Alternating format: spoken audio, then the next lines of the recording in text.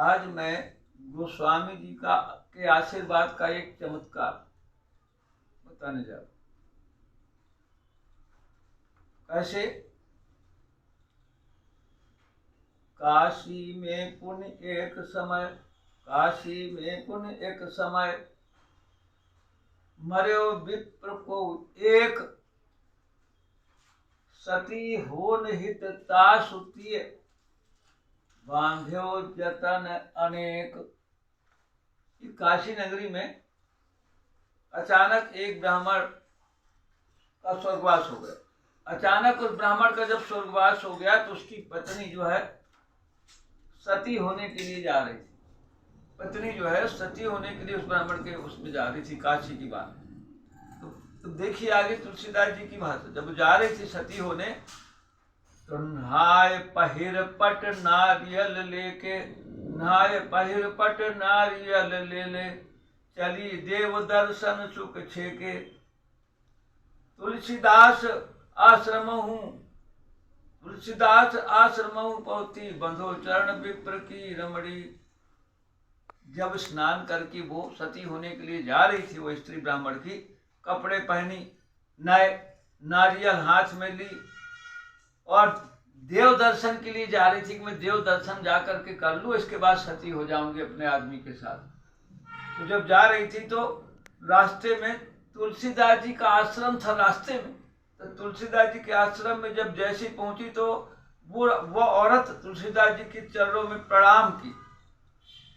जब प्रणाम की तब देखिए उस समय जब क्या स्थिति आई। ध्यान करत तह रहे गोसाई, बोले बचन सहज की नाई। हो सौभाग्यवती तय नारी, असुन सुम भामिन गिरा उचारी। अब यहाँ देखो कैसा दृश्य हुआ। ध्यान, वो तुलसीदास जी अपने ध्यान में मग्न थे, ध्यान नहीं दिया। साधारण स्वाभाविक रूप से जैसे सबको आशीर्वाद देते थे तो उन्होंने प्रणाम किया और इसके बाद स्वाभाविक रूप से उन्होंने सब समझा और उसको कह दिया, हे स्त्री, हे नारी, हे स्त्री, तू सौभाग्यवती हो, अखंड सौभाग्यवती हो। तो सौभाग्यवती का वरदान दे दिया, आशीर्वाद दे दिया।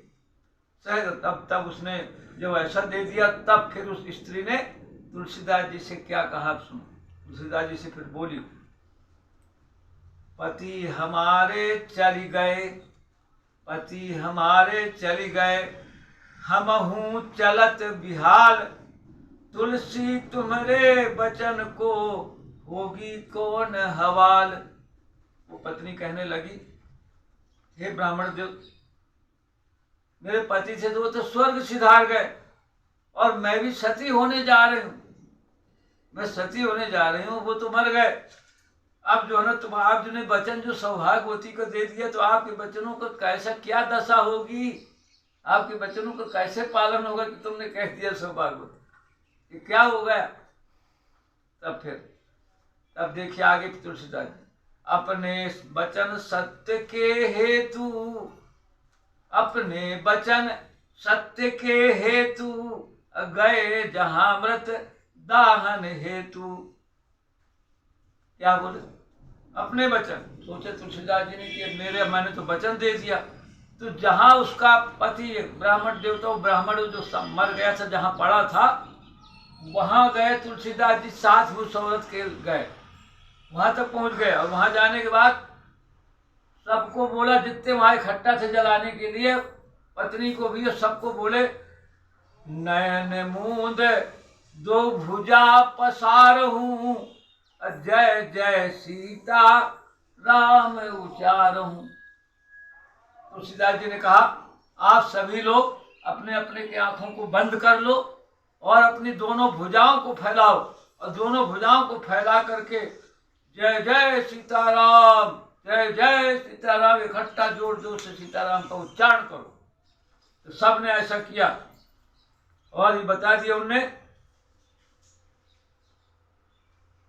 और आगे क्या कहा तुलसीदास जी ने, मृतक और चितयो जो कोई, अंदर सो विशेष वह होई। ये बात ध्यान देना, मैंने बोल दिया कि आंखें बंद करके रखना। वो जो मृतक जो मर गया है, अगर किसी ने उस समय मृतक की तरफ देख लिया तो अंधा हो जाएगा। जिसने उसकी तरफ निगाह उसकी पड़ी वो अंधा हो जाएगा, इसका ध्यान रहे। फिर देखिए, और जब सब बोले राम दुहाई, जब सब बोले राम दुहाई, अमृत कहूं बोले हाथ उठाई। अब देखिए, जब एक साथ सबने आंख मूंद करके जय सीताराम हाथ उठा के, तो जो मरा हुआ ब्राह्मण था उसका भी हाथ उठ गया और वो भी हाथ उठा कर बोले जय सीताराम, वो भी कह दिया।